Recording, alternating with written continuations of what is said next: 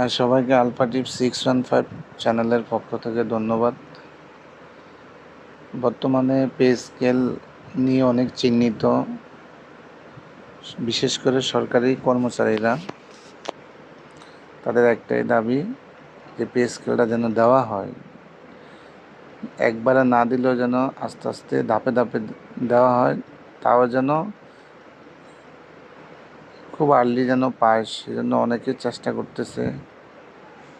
কিন্তু ওই pay skeletal জন্য অনেকে আবার ঘোর বিরোধী, যার কারণে আমাদের পে স্কেলটা অন্তর্বর্তী সরকারের আমলে হয় নাই।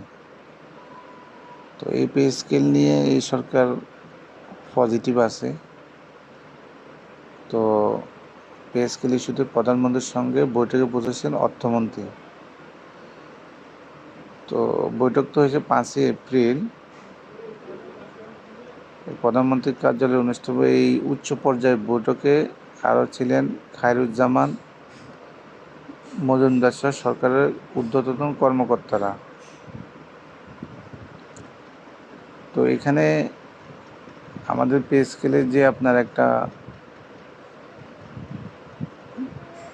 বেতন কাঠামো গঠন করা হয়েছিল, সেখানে কিন্তু সর্বনিম্ন ধাপের বেতন 8,000 থেকে 250 টাকা থেকে বাড়ায় 20,000 টাকা করা হয়েছিল, আর সর্বোচ্চ ছিল হয়েছে 78,000 থেকে বাড়ায় 1,60,000 টাকা।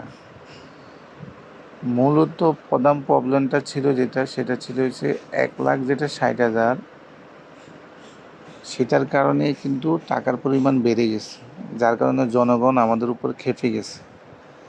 বাস্তবতা হচ্ছে কি, আমরা যারা 11 থেকে 20 গ্রেডের আছি, এদের বেতন যত বাড়ানি হোক, ওইদিকে যদি 1,60,000 বাড়ায়, ওদেরটার কারণেই কিন্তু বেশি হয়ে গেছে।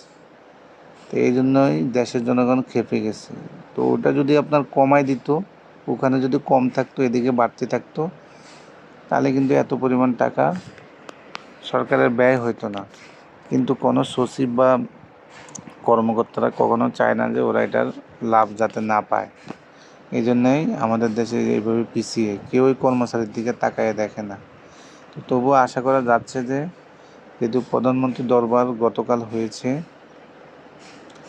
তো দরবারে প্রধানমন্ত্রীকে জিজ্ঞেস করাতে উনি বলছে যে হ্যাঁ, উনি আশ্বস্ত করছেন যে আমাদেরকে পে স্কেল দিবে।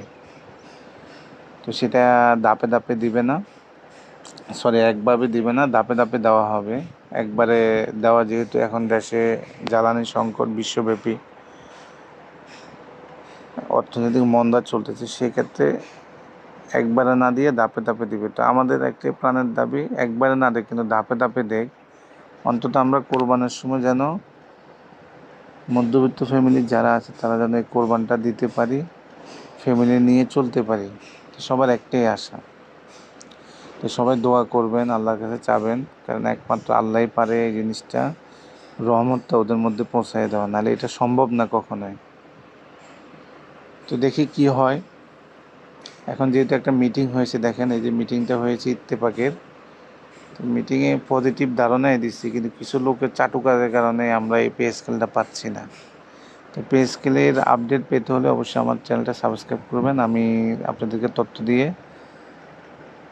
হেল্প করব। তো সবাই ভালো থাকবেন।